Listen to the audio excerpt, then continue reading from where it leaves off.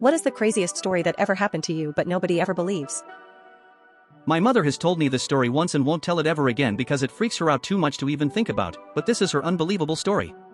She was in college in Texas in the late 80s and her and some friends went on a haunted prison tour around Halloween time. At some point during the tour they broke off and went to play around with a Ouija board.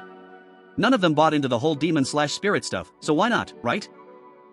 She says 3 specific questions they asked and their answers freaked them the heck out. First was, are there demons here? The cursor went to yes. Second was, what happened here? The cursor spelled out the answer death. The third one was, who are you? She said the cursor moved to spell out Lucifer. After that, she said they left the area they were in and caught up to the tour group. This is where it gets chilling. She said that one of her friends, let's call him Dave, that was with them started being oddly interested in every story the tour guide told of the prison, asking her, the guide, questions like how did they die, how many people died? Pretty much wanting to know all the creepy details of the deaths and stuff that went on.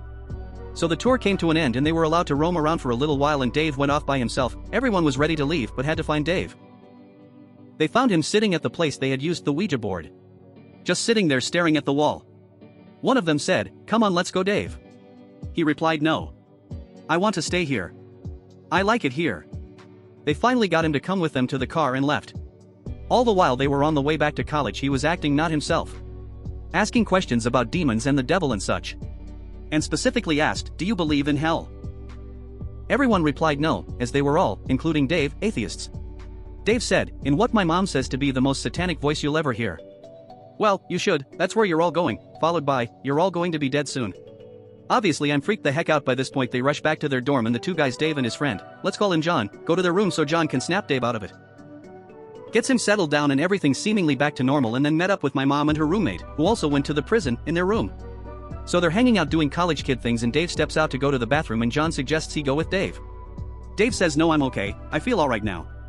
So he goes, and about 10 minutes later, my mom claims the room they were hanging out in started shaking, pictures fell off the wall, lamp fell off the desk. Now in Texas it's unlikely that it was an earthquake, so John and my mother go out into the hall to check to see if anyone else felt it from the other rooms.